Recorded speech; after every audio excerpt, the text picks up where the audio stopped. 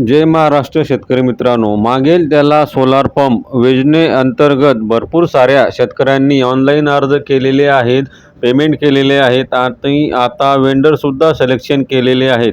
Vendor selection केल्यानंतर तुम्हाला company वेंडरचा call येत असतो. त्या कॉलमध्ये कंपनी वेंडर तुम्हाला किती मीटर हेडचा पंप घ्यायचा असा प्रश्न करत असतो. भरपूर सारे शेतकरी याच्यामध्ये गोंधळून जातात की नेमकं आता आपला बोर आहे का विहीर आहे व आपला किती वरती पाणी घ्यायचे आहे, तर आपल्याला कोणता हेड योग्य असेल.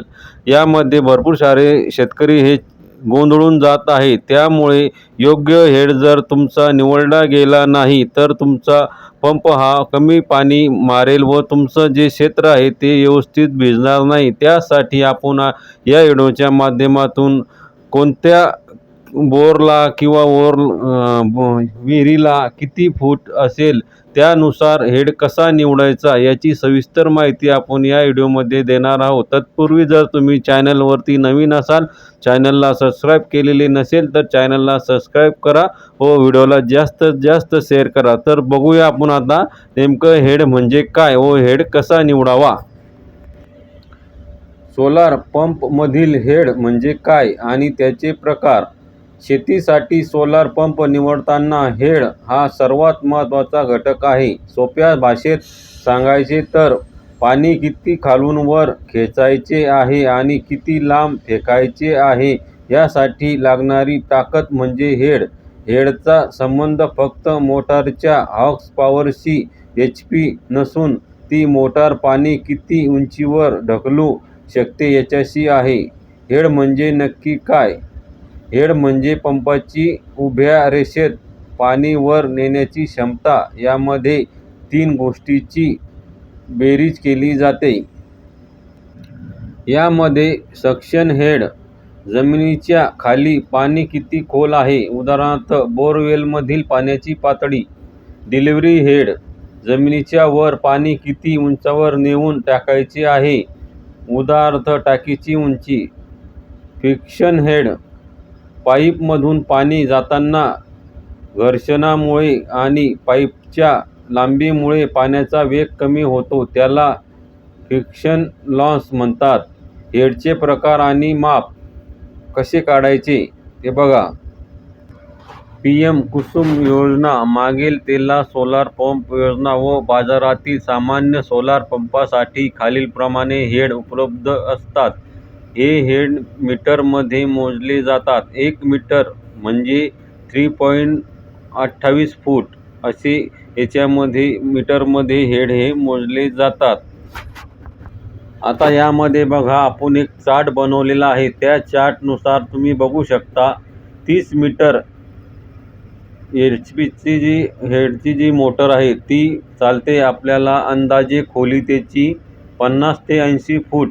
विहीर किंवा बोर वेलसाठी हे 30 मीटर हेडचा जो पंप आहे तो आपल्याला 50 ते 80 फुटापर्यंत आपण घेऊ शकतो.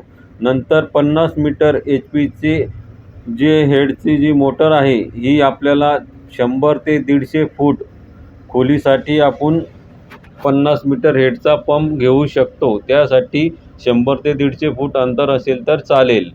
त्यानंतर आहे 70 मीटर हेडचा जो पंप आहे तो आपण 150 फूट ते 200 फूट अंतर खोलीचे असेल तर हा 70 मीटरचा पंप आपण घेऊ शकता.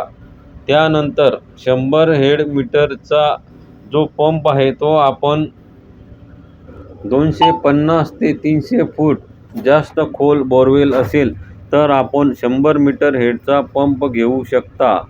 मीटर हेडवरती सगळे काही आहे मित्रांनो. 3 HPची मोटर असो, 5 HPची असो किंवा 7 HPची मोटर असो, पण तुम्हाला तुमच्या खोलीनुसार जेवढे तुमचे बोरचे विहिरीचे अंतर आहे त्यानुसार मीटर हेडचा पंप घ्यायचा आहे. त्यामध्ये 30 मीटर हेड पंप हा 50 ते 80 फुटापर्यंत चालतो. 50 मीटर हेडचा पंप हा 100 ते 150 फुटापर्यंत चालतो.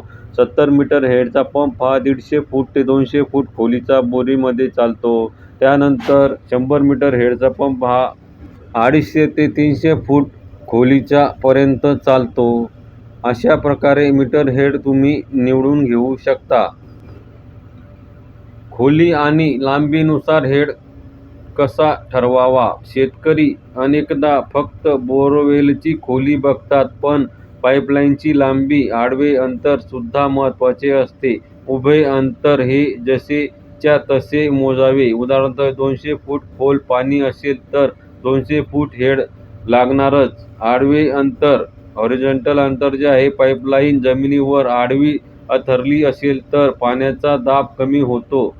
थंब रूल: साधारण 100 मीटर आडव्या पाईपलाईनसाठी 1 मीटर हेड कमी होतो असे मानले जाते. उदाहरणार्थ, जर जमिनीची तुमची पाईपलाईन 1000 फूट लांब असेल तर मोटरवर अंदाजे 100 फूट हेडचा अंतर भार पडतो.